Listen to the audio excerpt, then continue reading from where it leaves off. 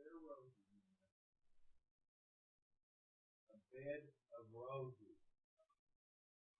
Where was it? I farted. Oh my god.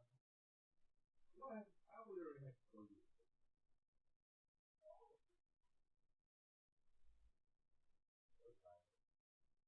India. Oh, you're such a player now, huh?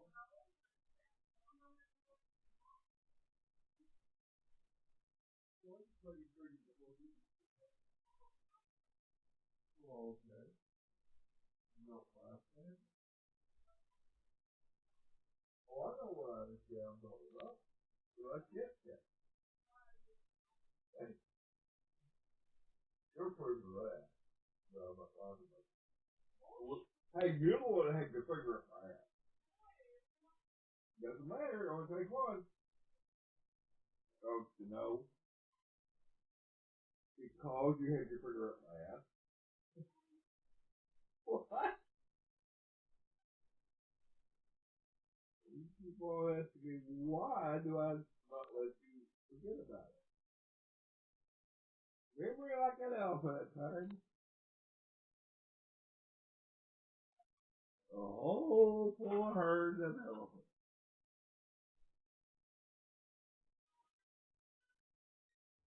Day or nightmare, doesn't matter. I don't play favorite.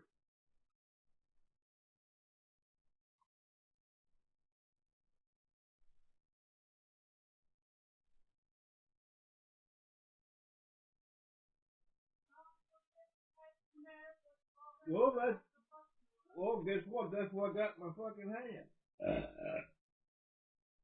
Get my ass down. I'll probably take it. Why?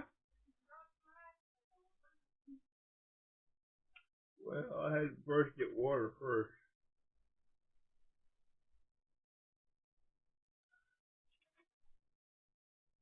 That's no way to treat an asshole.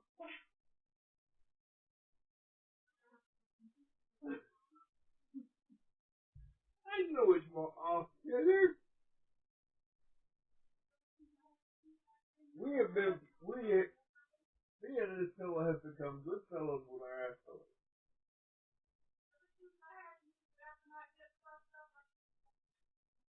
Uh huh. And you had to use the damn stool to get in or out of that. Yeah. It was super fucked up, super fucked up, super fucked up, super fucked up. What you do? What you do?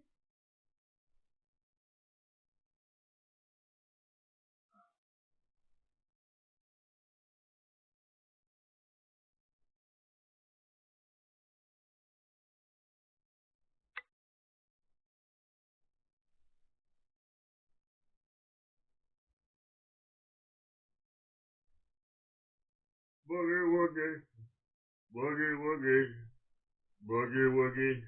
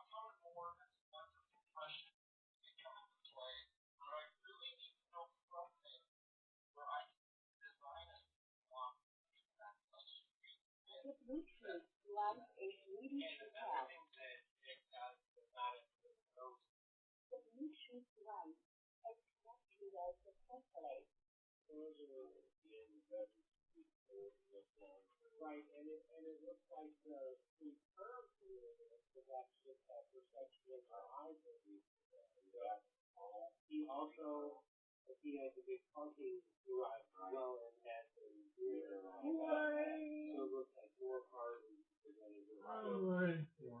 very good. Different ways to let them reduce stress.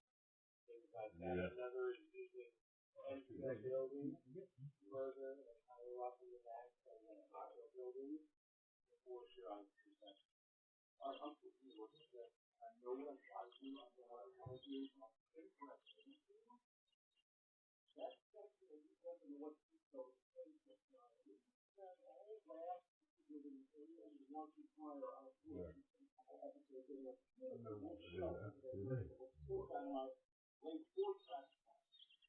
I wouldn't mind coming off that. It's just really more of a and having the ability to hang this thing away from this wall and bring it into the room on good 3.5 to 4 feet so that I can have things back behind it. That would give me a couple of things. Not to mention access ability, which could be a must.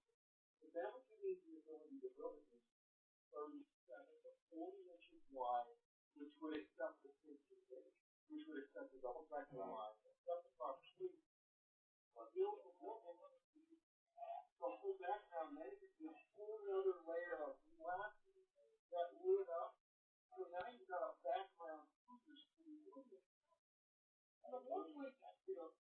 it's not, I don't need to be a cloud factor. It doesn't have to be MRA or compliance. It can be 18 inches. 18 inches just be so I would want to make it on this far. And even if we wanted to do this as a stage step, which we're doing right now, we can do it. Yeah, absolutely. When we get this place set up right, the tables backward belong, the cameras where they belong, this will almost have to the backdrop to show. And if it's lit up, it's supposed to look for you. Although we'll do the running on the side. Yeah, what do you got going on, man? These are 4 cars from 5 down to that model. Well, I thought I wanted to ask you. Yeah, I'm going to tell her next one. All right. Okay. Anyway, Bob sent me a bunch of cars a few weeks ago, and I went over the first load last show. These were all import cars because I'm very, I mean, I see them all the time, but I never paid attention. So I'm pretty lucky. Bob was telling me what they are and Josh was helping me out also. These are most of them are different renditions of cars from the Fast and the Furious franchise. And the first one down there in the very end, that's the Toyota Supra from the original movie. Brian O'Connor's the great and that came out in 2001. And I believe the Lancer was also, which next to the was also in that movie. And there's been a ton of different renditions of these cars that have been in, and I looked it up before the show, there's 12 Fast and the Furious movies, including the spin-offs that they have. So, ever since, in the last 25 years. So, and after the first movie, I went out and bought a Volkswagen Passat. And I dumped a bunch of money into it to get, I had, the video games that I could play in there, games that came out and up and underglow underneath it, I really fell victim to this kind of stuff back in the day. So these are pretty near and dear to me. But yeah, the 2 gray and the red ones are Nissan GTRs. And those are a special edition of the Nissan. And it's got twin turbo engines in it. It's all-wheel drive. It's got a really great 6-speed transmission, 600 horsepower when it came out. So these were, a special edition that they only made a certain amount of, and then we had everything else. So these had a lot of bells and whistles in it to begin with, getting it out of the dealership. They are, I know. New manufacturer, Micro City 87. Man, all these cars all at once. This gray one here with the one after that's what all the stickers on. You can read the words on the wall. Well, yeah, oh my God, you can tell the words. Yeah. Yeah, that's really and these these are not on the cars. I'm not gonna. How do we do these on a layout? Well, that's the thing. I think these are aimed largely at collectors, but I mean, even if I don't put them on my layout, I still think they're cool. You're going to have a chop shop, or you're going to have a corner shop on your layout. Mike Buddy Chevrolet and Jeep. Okay. We're going to do Mike Buddy used cars and semi cars. So we have semis in there, and then Mike Buddy used muscle cars, and we're going to have a car show that day. So we can have a lot of cars all on there, a lot of people, some food vendors, So that's one way to keep them left. I didn't even interrupt. You covered the gray and the red ones. Yeah, and the silver ones, I think are older, Nissan GTR, and then I forgot what these are. I think those are older Supras, like like the orange one down there. Right. I could be wrong. But then the last one is Ferrari. Ferrari GT50, I think, GTR. From 1962 to 64, it ran in, I think, a 24-hour race.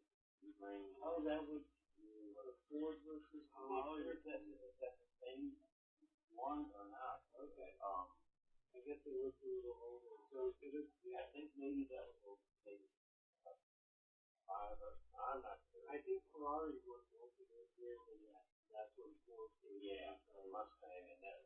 Yeah, so. But anyway, that's a real cool house. I mean, cars are beautiful. The paint finish on it, wow. It's like little pieces. So many times we want to weather things to make it look old and dated, but this is the exact opposite. We want them to be shimmery, shiny, and dry, whatever they all do. Well, I have a whole different grade cars for mine like that. I never want to be ones that are rusty with primer spots, all the way up to new. But a lot of people bring their cars to sell for. I don't really. It's all right, I guess. Shine off. Most people do shine their cars. They are cleaning their cars. They actually have a lot of shine. And once they get old, anyway,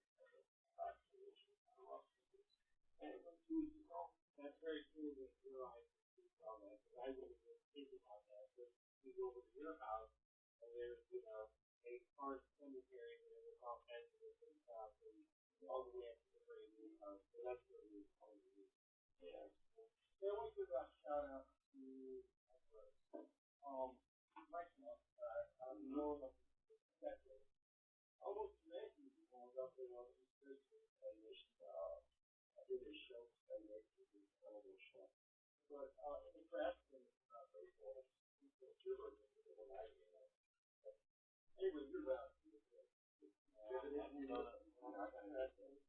I've seen this program on the internet. That's right. Collecting, actually, I've got files of the program that I've been watching put on Facebook, and they're beautiful. And I've got actually a file because I always see ideas. Just put generically perfect. I mean, nailed it. It seems like every decade, as I started out in my room, probably in the 70s, where I really got, I get that, but I really started calling it a lot. And it was the decades of the authors, the BBCs and magazines, because that was our internet back then. And it seems like every 10 or so years, there was another prolific artist that would arrive on. And Mike was one of the people that went to utilize on screen lights and everything.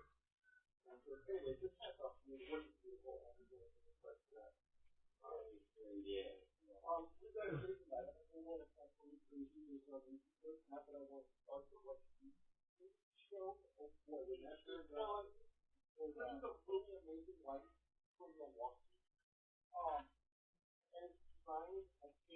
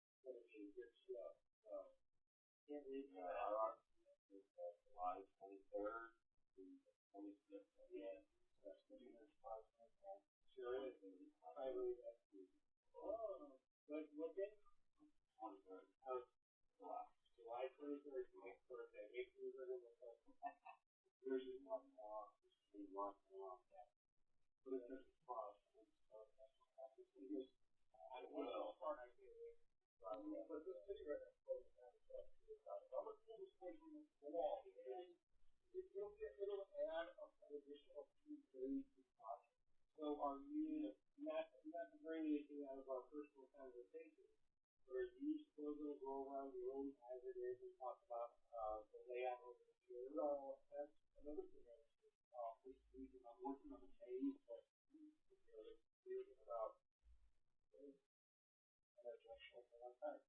I need to walk around the room, and what we're going to do is we're going to cover a lot of the videos that were made in the past. Some of the very oh my god, I think people will watch this. Here's the river stuff. Shout out guys. Wow, isn't that beautiful? Why are you digging for drugs? Because that picture came from a picture in the onion book that I'm going to put somewhere once before. And there's this generic food from L&S with another whiskey with 5 engineering murders. And I thought, wow, I want to build that shot, do a cover shot on this book, and then I'll do an article on how I did it. Well, I never really did the article because it's further along in the I got, but it also thinking about building a layout. And I took that model to the shop and I brought it over here to the layout room and I kind of put it over the commerce and that layout was the only reason I building the entire wonderful Manhattan on the top was a loop of that diorama. I never shot the photo, but I was just showing you all photos and I showed you photos in front of it. Well, it's still cool to watch these videos are at what you do that. You will see all of the subject matter broken down. So I've got to go through that website, find out the subject matter that happened on that side of the wall. It's probably the right 12 videos in per month. And go through it. Go through it one at a time, methodically, slowly, running to your feet by describing it to you. And I should get a good 20-minute long video about that. Then I can rip this out before I start to put it. I need a fair basis so I can finish the rest of everything else. Nothing's got to go in. It's 30 days. Leave for you to film that tip I just described to you. And I just wanted to edit the video. What's up? Guys, let's go to the show one thing. One camera. We want to say 3 times things about this or Colorado. You guys want to order it. You know, you all the stuff, all the stuff, freedom, things.com, and they just completely showed up for better than 5 years. And we can't wait for them to come down to every time we get a street up here, and we get to interview that. We love all 3 of them. So, you want to say this now? Yes. Yeah, well, I can't wait to see you guys. Okay.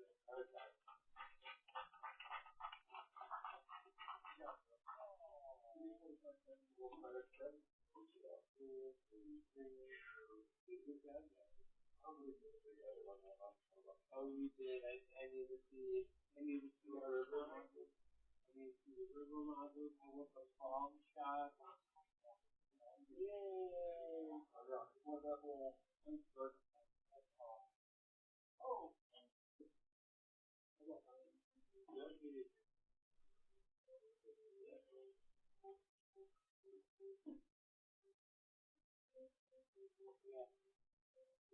It's going to make it smaller. Then you have to export those legs for all of it.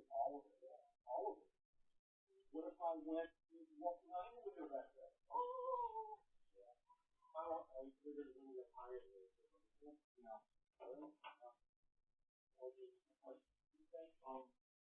We'll be the top.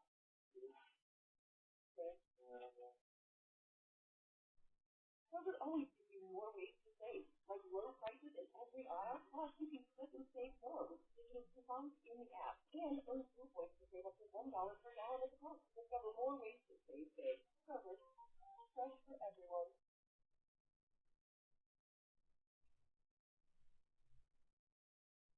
Snap your W-2 and file your taxes 100% free, plus get the biggest refund. Roughly 37% of filers qualify. Simple Form 1040 returns only. No schedules except for earned income tax credit, child tax credit, and student loan interest.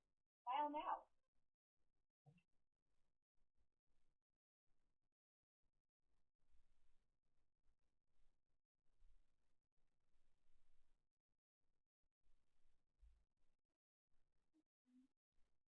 Good morning. It's April the 11th, 2026. 8:09. It's 62 degrees. We just filled up our bellies with Chick-fil-A. And we're on our way to, man, it's an hour from here. So, and Yeah.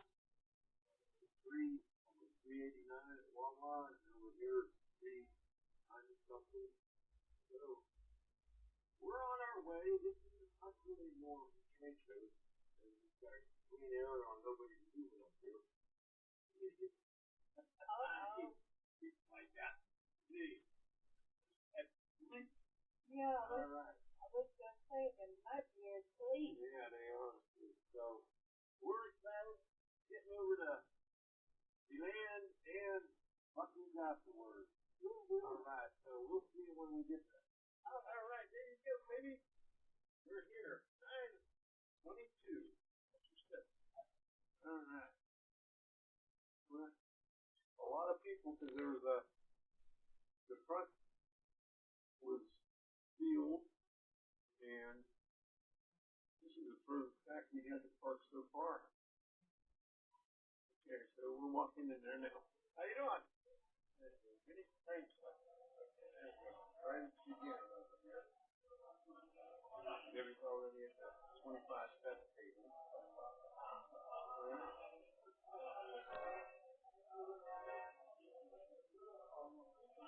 There's the work up there. Okay, the bridge guy's supposed to be here today, so we'll see where he's at. Might be down in the front here.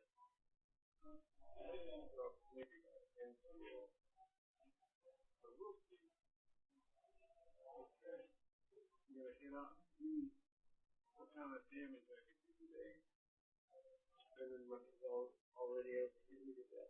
Already got up there. Okay. We're going over here. Check out. All right. Here you go.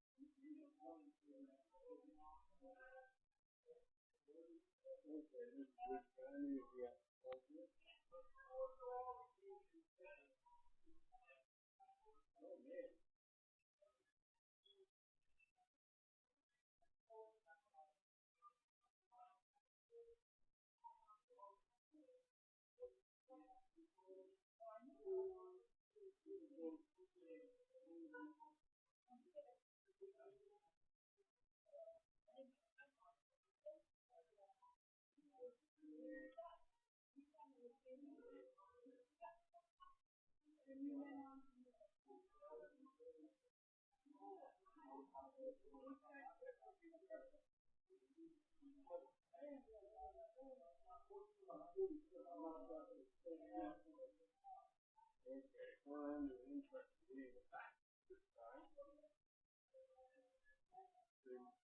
Never seen set up here.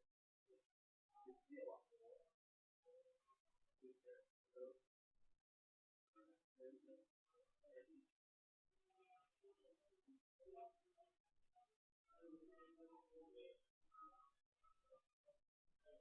there's a flag here, model railroad club.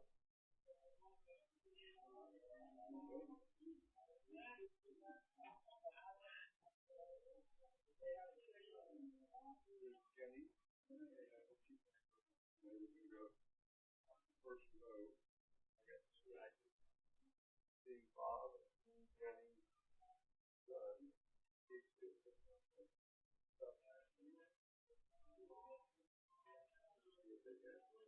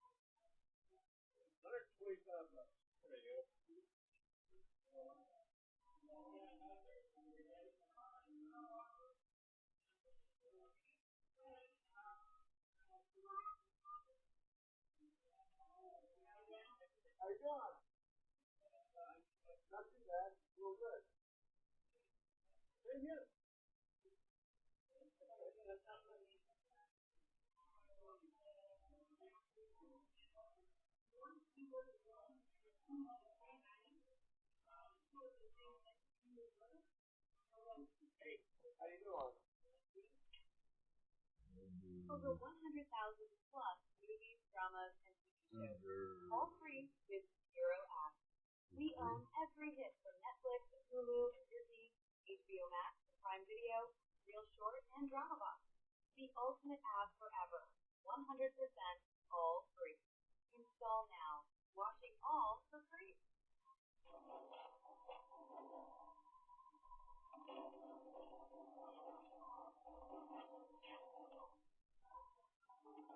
For 5 centuries, Hollywood gave us a comfortable lie. A pale aristocrat in a silk cloak, afraid of garlic in a wooden stake. The truth that spawned that myth is far more disturbing. The man behind Dracula never needed fangs. He turned human suffering into a political language so brutal that the largest military force on the planet turned around and marched home. His name was Vlad III of Wallachia. For his allies, he was the only wall standing between Christian Europe and total Ottoman conquest. For his enemies, he was something they had no word for.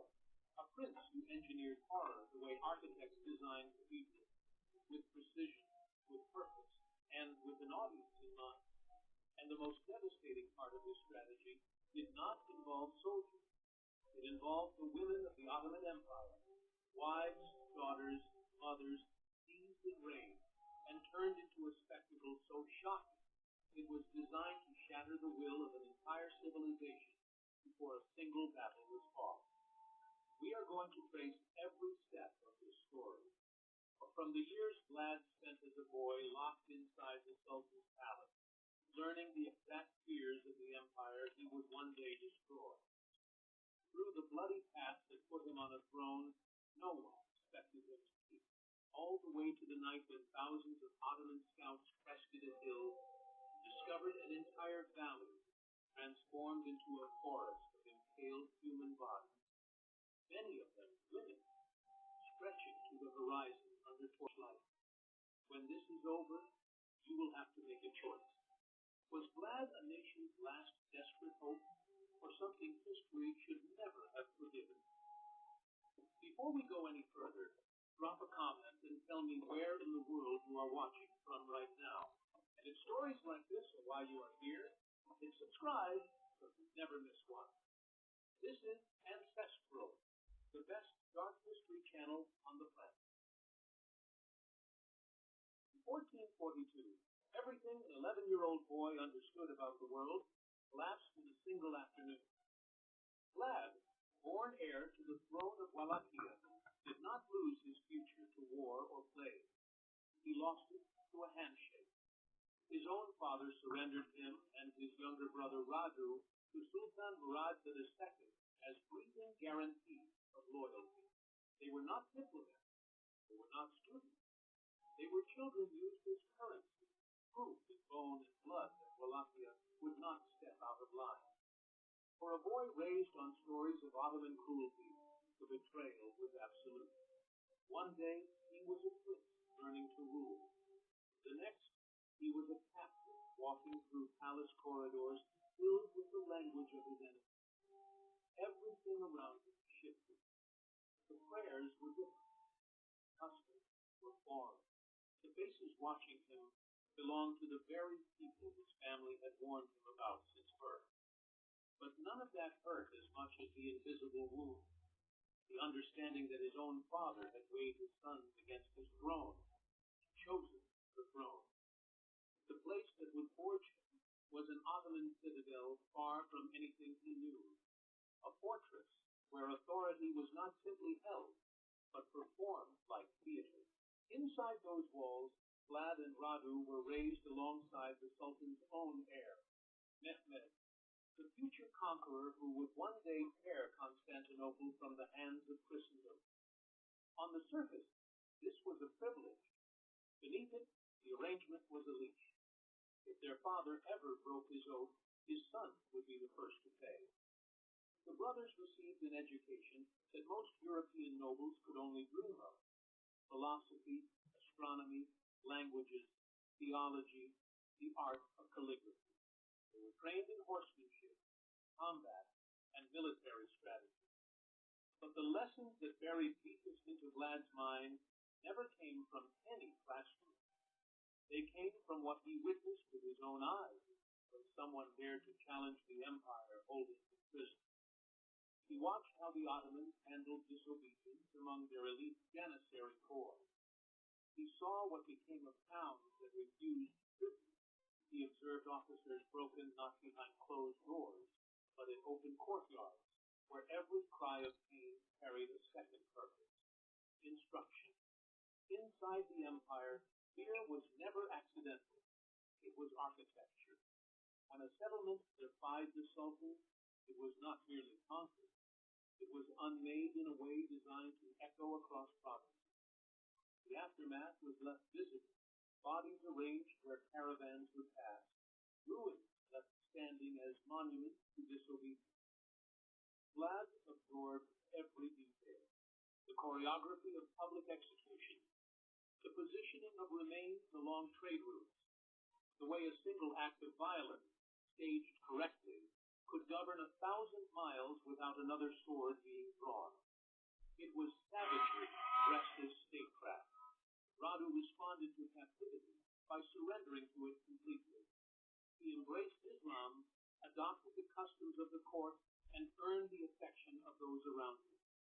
The stilts, the music, the intellectual gardens of Ottoman culture became his world.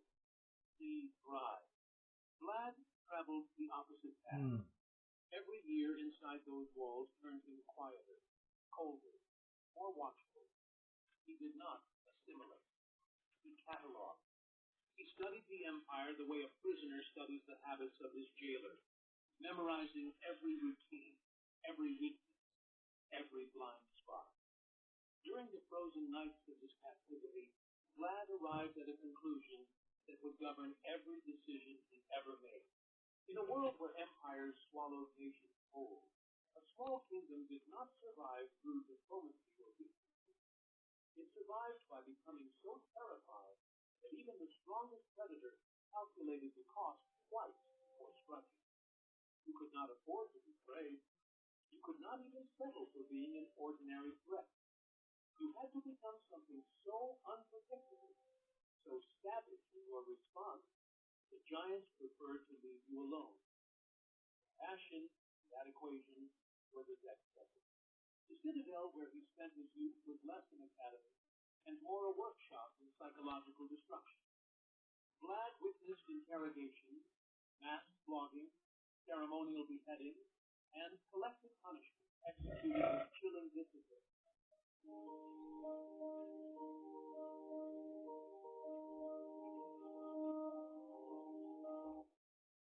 Executed with chilling discipline. He studied how the Empire selected locations for spectacles, how it arranged the dead, how it timed its violence so the image of suffering outlasted the suffering itself. The principle was brutal and elegant, a mind exposed to enough horror surrenders long before the body gives out. Years ground forward. When Vlad was finally released, pointed back toward Wallachia, the boy who had been handed over no longer existed in any recognizable form. In his place walked the man who had spent his formative years inside the belly of an empire and emerged not converted, but weaponized.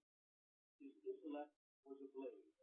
Whatever warmth had once lived in him now lay buried beneath years of calculated silence.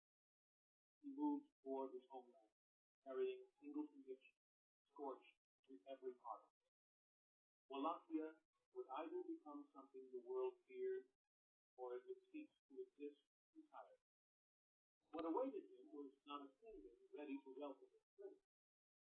Wallachia was a bruised strip of land crushed between two giants.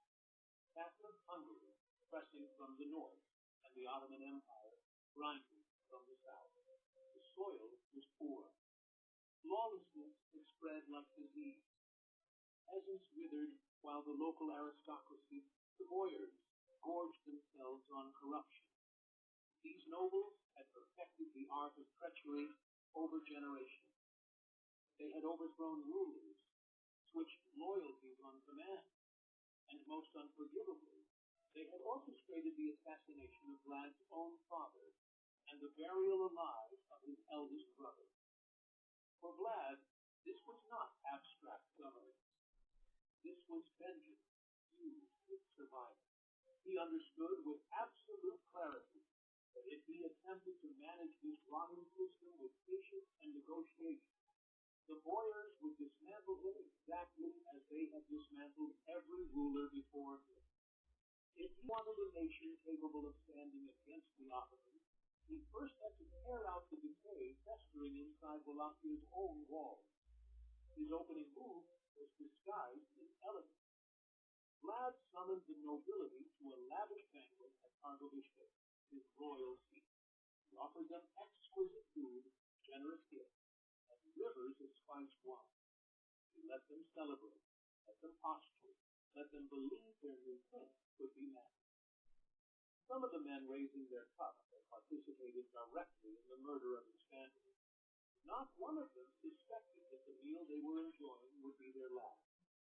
When the final toasts were made, the torches began to gutter. Vlad gave his order. Exit was sealed. Armed men flooded the hall. The performance was over. Dozens of boyars were killed where they sat. Others were dragged away in chains.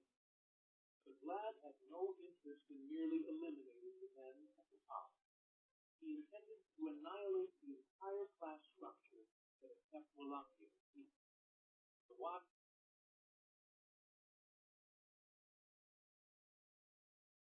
The Bluetooth device is ready to help. The Bluetooth device is connected successfully. Highland winds, these women were forced to construct the fortress of Coeneri with their own hands. Fine garments disintegrated into filthy strips. Hands that had never touched rough stone cracked open, skin splitting, nails torn away as they dragged masonry up impossible slopes. Many collapsed and never rose again. Those who endured emerged as different creatures entirely. Vlad's statement was absolute. No title, no bloodline, no gender would shield anyone from serving his vision. You were either a functioning piece of his new state, or you were raw material consumed in its construction.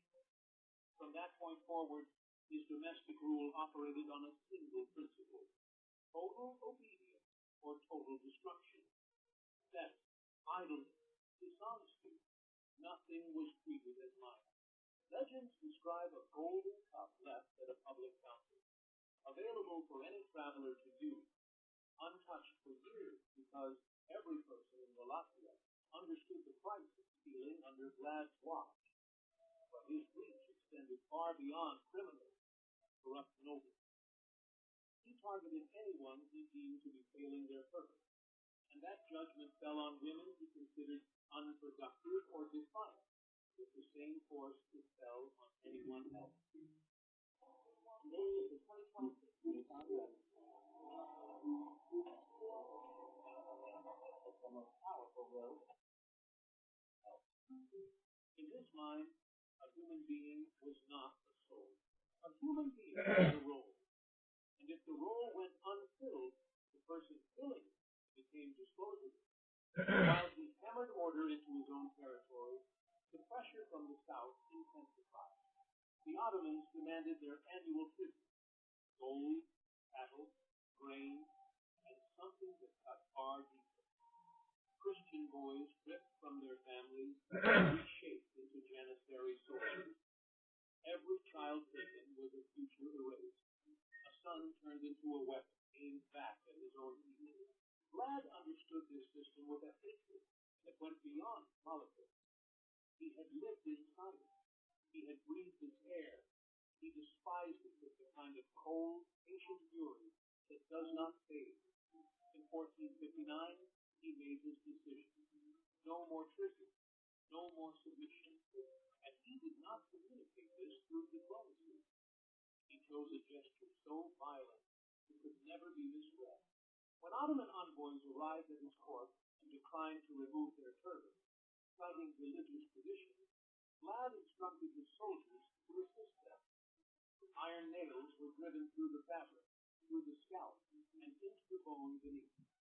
The turbans and the skulls bearing them became permanently united. This was not a diplomatic incident. It was an invitation to annihilation. Vlad understood the mechanics perfectly. No empire could permit a minor vassal to mutilate its ambassador and remain credible. The Sultan would be forced to respond with overwhelming violence. Vlad also knew he could never face the Ottoman military machine in open combat. Numbers, siege weapons, resources, every conventional advantage belonged to the enemy. So he committed himself entirely to the one battlefield where he believed a small nation could win against an empire, the battlefield of the Marne. In the winter of 1461, he made a move the Ottomans never anticipated. Instead of fortifying his borders and waiting for invasion, he crossed the frozen Danube and struck Ottoman territory first. This was not a campaign of conquest or glory. It was an operation designed to dismantle courage itself. Settlement after settlement was reduced to ash. Fields were destroyed. Animals were butchered where they stood. Families, men, women, and children were torn from their homes without distinction.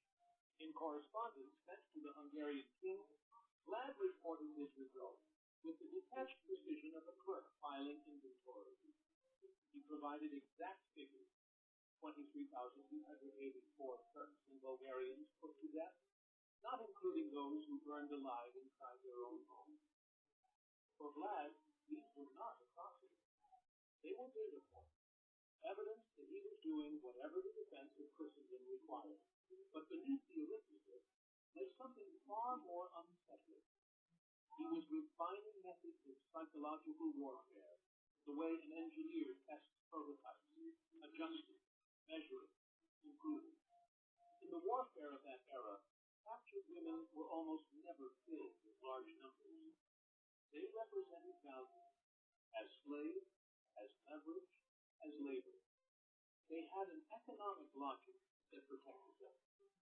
Vlad chose to incinerate that logic entirely. He began collecting captives